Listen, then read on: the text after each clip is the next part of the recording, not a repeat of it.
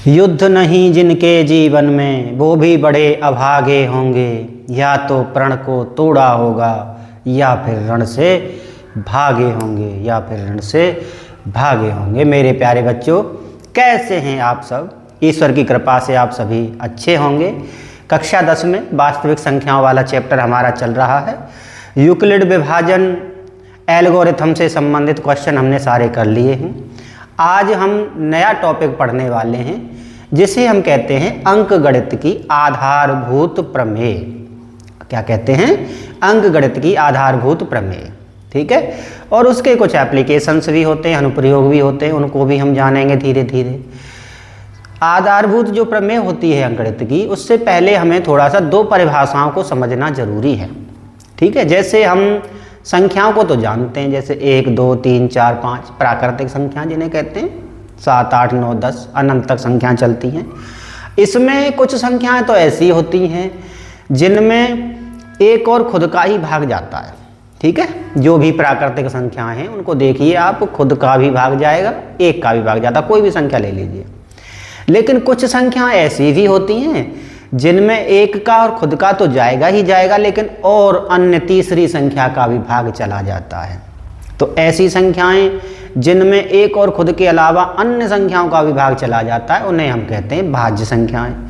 और जिन संख्याओं में सिर्फ एक और खुद का ही भाग जाता है उन्हें हम कहते हैं अभाज्य संख्याएं।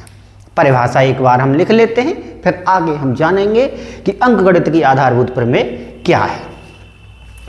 तो सबसे पहले हमने परिभाषा लिखी भाज्य संख्याएं।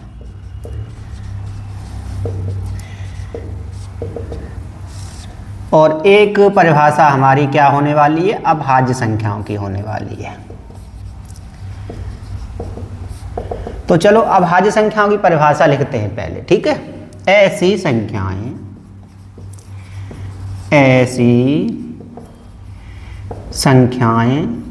जिनमें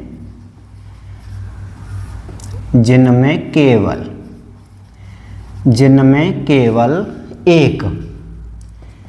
एक और स्वयं, ठीक है, एक और स्वयं का भाग जाता है, अभाज्य संख्याएं कहते हैं। इंग्लिश में से हम प्राइम नंबर भी कहते हैं। ठीक है। अभाज्य संख्याएं कहते हैं। उदाहरण की बात कर लेते हैं कि कौन कौन सी संख्याएं हैं जो हमारी अभाज्य संख्याएं होती हैं। तो सबसे छोटी अभाज्य संख्या हमारी होती है 2। 2 से शुरू होती हैं हमारी अभाज्य संख्याएं। अब देखिए 2 के बाद आगे सोचिए कौन सी संख्या होगी जिसमें सिर्फ खुद का और एक का ही भाग जाता है। तो वो संख्या आपकी 3 है। ठीक है। 3 में एक तो 3 का ही भाग चला जाएगा, 3 एकम 3 और 1 तिया 3 1 का भाग चला जाता है, बस, और किसी का भाग नहीं जाता ना, तो इसलिए इसे हम क्या कहेंगे? अभाज्य संख्या कहेंगे। इसके बाद अगली संख्या क्या है? 5। ठीक है। संख्याओं में से धीरे धीरे करके हम चुनते जा रहे हैं, जो संख्या अभाज्य संख्या है उसको लिखते जा रहे हैं। 5 के बाद क्या होगी? 7 होगी। 7 के बाद क्या होगी? 11 होगी।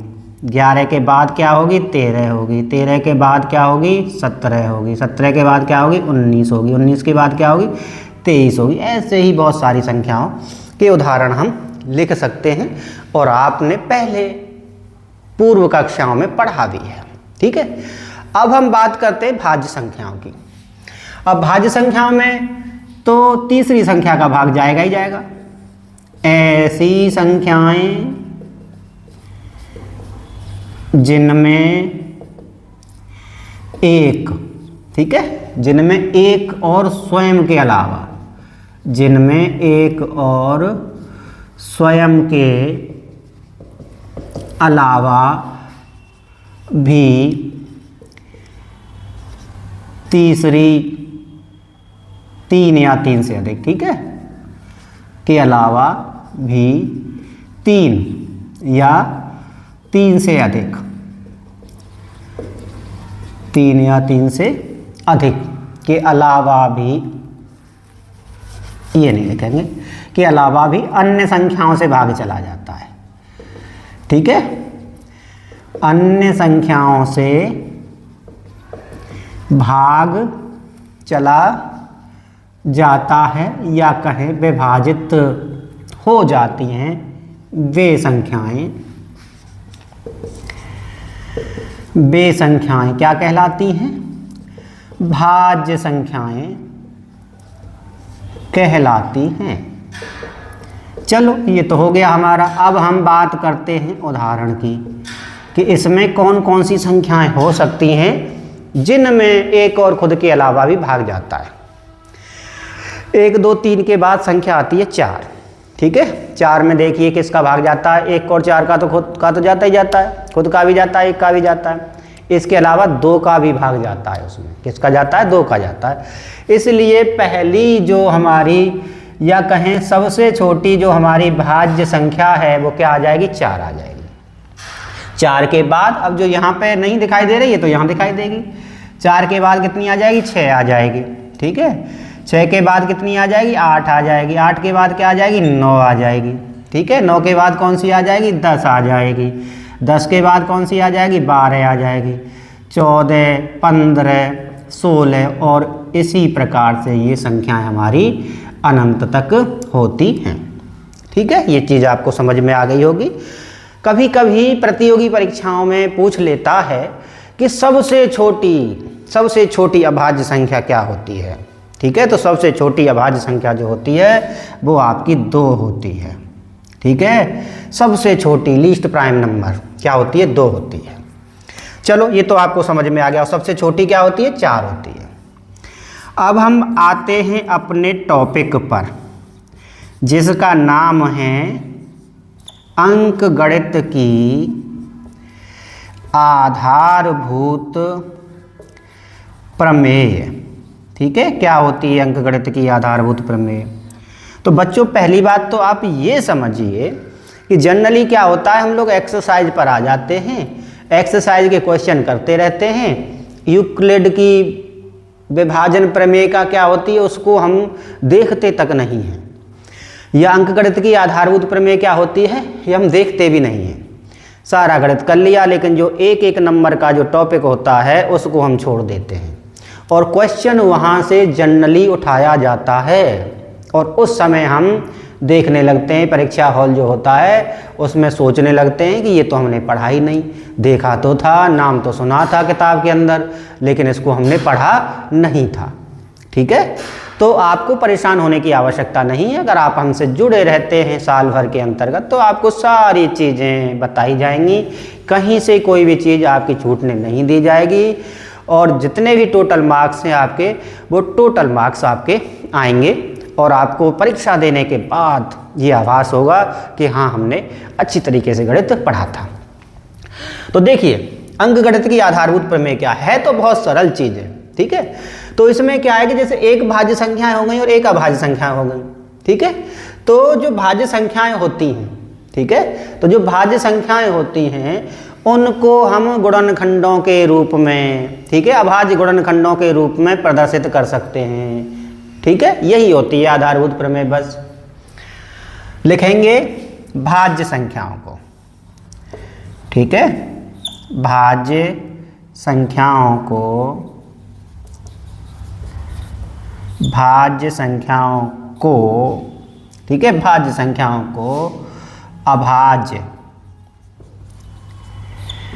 गुणनखंडों, अभाज्य गुणनखंडों के गुणन के रूप में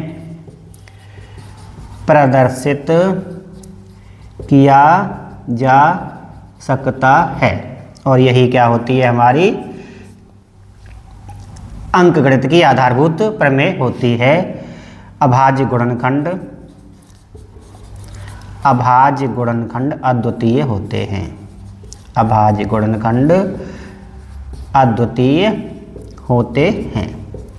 ठीक है, एक थोड़ा सा छोटा सा एक उदाहरण लेके देखते हैं हम।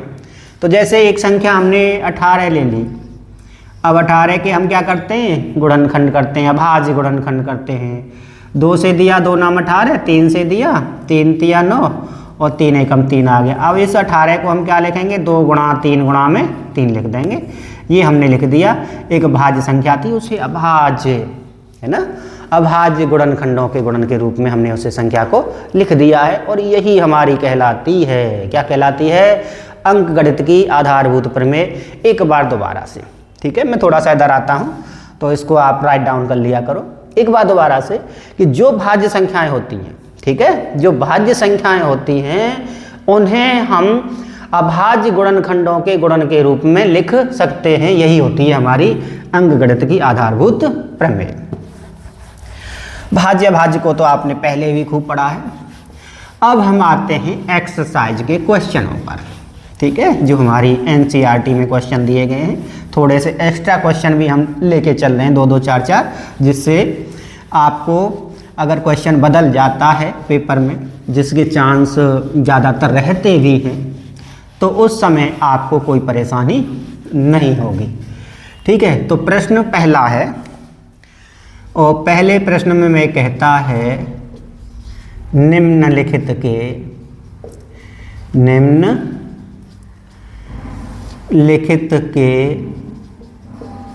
अभाज्य, ठीक है, निम्नलिखित के अभाज्य गुणनखंड ज्ञात कीजिए, ठीक है। देखते हैं पहला क्वेश्चन क्या है, पहला पार्ट इसका, ठीक है। तो इसमें जो पहला पार्ट दिया गया है वो है हमारा 140। क्या दिया गया है, 140 दिया गया है। चलो भैया 140 के हम क्या कर लेते हैं, अभाज्य गुणनखंड कर लेते हैं। अंतिम अंक 0 है तो इसलिए 2 से भाग दिया जाएगा।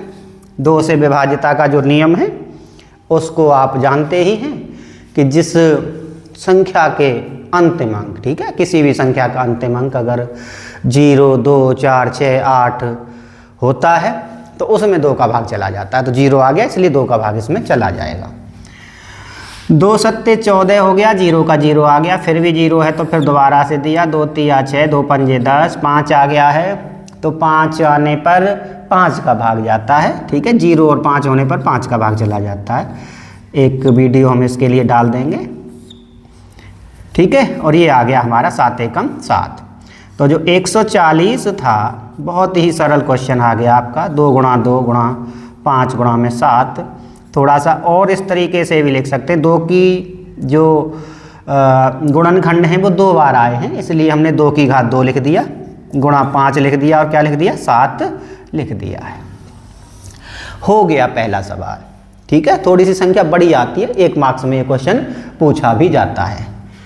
दूसरा पार्ट आ जाइए भाई, क्या दिया गया है, 156 दिया गया है। 156 के भी गुणनखंड करके देखते हैं। 0, 2, 4, 6, 8 आता है तो 2 का भाग जाता है, दे दीजिए 2 का भाग। 2 सत्ते 14, 2 अट्ठे 16, 2 तिया 6, 2 नाम 18, ठीक है। 3 एकम 3, 3 तिया 9 और ये आ जाएगा हमारा 13 एकम 13, ठीक है।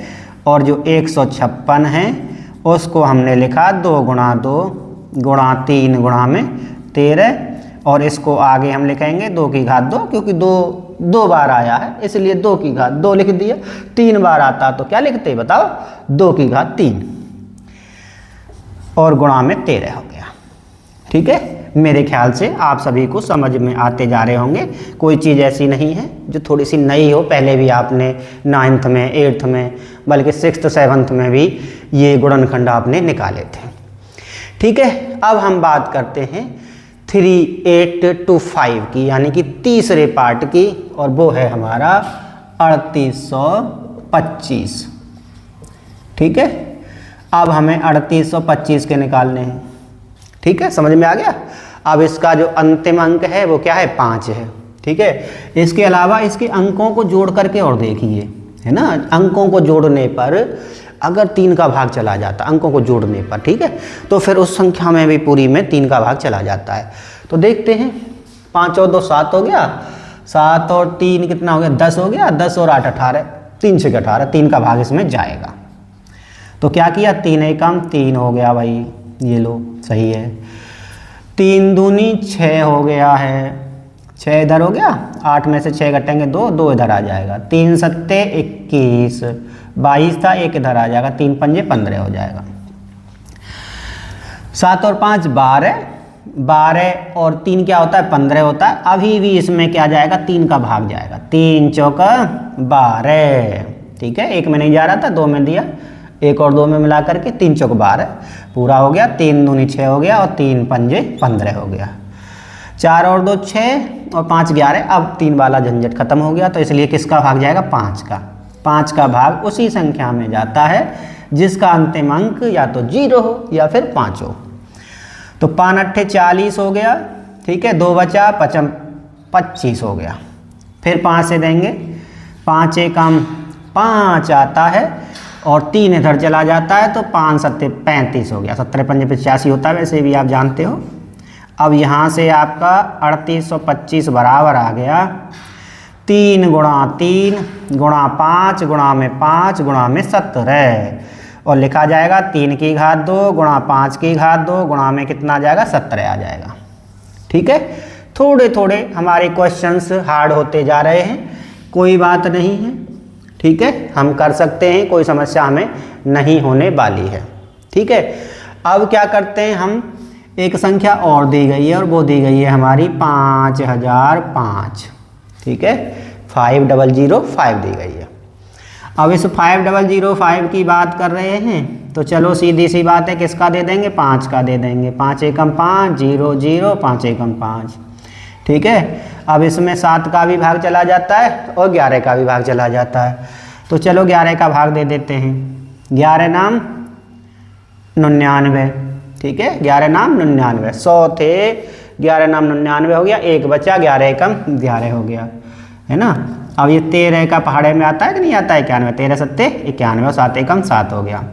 तो जो हमारा 5005 है उसको हम लिख सकते हैं 5 गुणा 11 गुणा 13 गुणा में 7, या और दूसरे तरीके से लिख दो 5 गुणा 7 गुणा 11 गुणा में 13।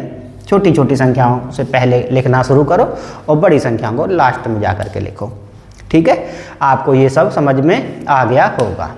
अब है हमारा एक और क्वेश्चन, और वो थोड़ा सा इन क्वेश्चनों से अलग है, तो हम इधर बगल में आए, आपने क्या किया, वीडियो को रोका और अपना राइट डाउन कर लिया। अब इसके बाद आगे और क्वेश्चन हैं, ठीक है ना, थोड़े से 1-2 क्वेश्चन हम एक्स्ट्रा भी कराएंगे आपके लिए, जिससे कि आपको कोई समस्या ना हो। 7429, ठीक है।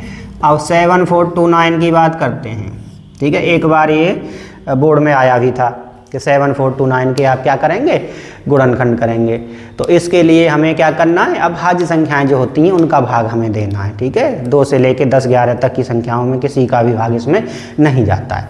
तो सबसे पहले किसका भाग जाएगा, इसमें 17 का जाएगा, ठीक है। तो 17 का भाग देखो, यहाँ पर देख लो आप, वैसे तो यहाँ भी दे सकते हो, कोई दिक्कत नहीं है, लेकिन यहाँ आप दे के देख लेंगे तो फिर आपको कठिनाई नहीं होगी। 17 एकम 17, 17 दूनी 34, 17 तिया 51, 17 चौका कितना हो जाएगा 68 हो जाएगा, ठीक है। 17 चौका कितना हो जाता है 68 हो जाता है। अब 14 में से जो 8 जाएगा तो कितना बचेगा 6 बचेगा। 17 तिया 51, 17 तिया 51 हो गया, ठीक है। 2 में से 1 जाएगा 1 और ये आ जाएगा, और 17 सत्ते 119 होता है, ठीक है। तो आपने 17 का इसमें भाग दिया तो कितनी बार गया 437 बार गया है, ठीक है। अब किससे देना है हमें, इसमें 19 से देना है, ठीक है। और जब 19 से भाग देंगे 437 में तो कितनी बार जाएगा, देखिए। तो सबसे पहले इसको हम 19 का पहाड़ा पढ़ते हैं, तो 19 एकम 19, 19 दूनी कितना हो जाएगा 38 हो जाएगा, 19 दूनी 38, 19 57 ज़्यादा होता है। अब 13 में से 8 जाएंगे, ठीक है, तो 5 बचेंगे, 8 और 5 13 होते हैं, तो 19 तिया कितना हो जाएगा 57 हो जाएगा। 19 का भाग दिया तो कितनी बार जाएगा 23 बार जाएगा, और 23 का फिर एक ही बार दिया जाएगा और ये हमारा कंप्लीट हो जाएगा। और यहाँ से हम देख सकते हैं कि 7429 बराबर आ जाएगा 17 गुणा 19 गुणा में क्या आ जाएगा 23 आ जाएगा, ठीक है। समझ आ गया होगा आपको। एक दो सवाल और कर लेते हैं, वो थोड़े से एक्स्ट्रा हैं, अभ्यास हो जाएगा, थोड़ा सा सही है। संख्या दी गई है आपके लिए 135, ठीक है, क्या दी गई है 135, सरल है। 135 के हमें अभाज्य गुणनखंड निकालना है। 135 के निकाल दो भाई, 5 और 3 8 और 1 9, 3 का जा रहा है, 3 का दे दो, 3 चौक 12 और 3 पंजे 15 हो गया। ऐसे ही 3 एकम 3, 3 पंजे 15 हो गया, 3 पंजे 15 हो गया, 5 एकम 5 आ जाएगा। 135 बराबर लिखोगे तो 3 गुणा 3 गुणा 3 गुणा में 5, तो ये लिखा जाएगा आपका कितना है 1 2 3, 3 बार आया है ना, तो 3 की घात 3 गुणा में क्या आ जाएगा 5 आ जाएगा। ऐसे ही अगला लिखेंगे, अगला हमारा 195 आ जाएगा, और 9 और 5 14, 14 1 15, 3 का जाएगा भाई, है ना, 3 6 के 18 और 3 पंजे 15, फिर 5 से दिया, 5 एकम 5, 5 तिया 15 और 13 एकम 13, तो 195 बराबर आ जाएगा 3 गुणा 5 गुणा में 13, ठीक है। आप सभी को समझ में आ गया होगा, कोई दिक्कत नहीं है। 3 का दिया, 3 से 18, 1 इधर आ जाएगा, 3 पंजे 15, फिर 5 का दिया, 13 पंजे 65 होते हैं वैसे भी, 5 एकम 5, 5 तिया 15, ठीक है, ये हो गया।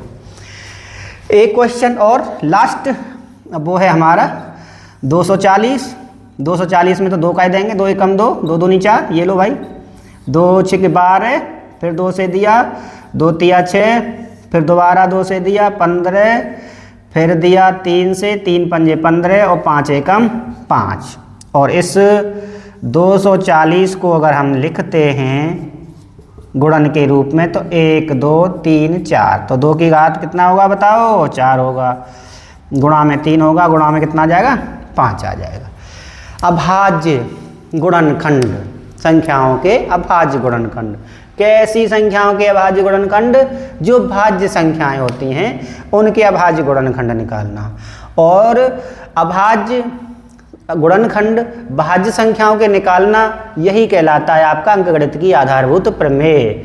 भाज्य संख्याओं के अभाज्य गुणनखंड प्राप्त करना ही अंकगणित की आधारभूत प्रमेय कहलाता है। आज के लिए धन्यवाद बच्चों। अच्छा, आपके संपर्क में जो भी बच्चे आते हैं उन सबको बताइए और ये पूरा मैथ्स आप पढ़िए। बहुत बहुत धन्यवाद।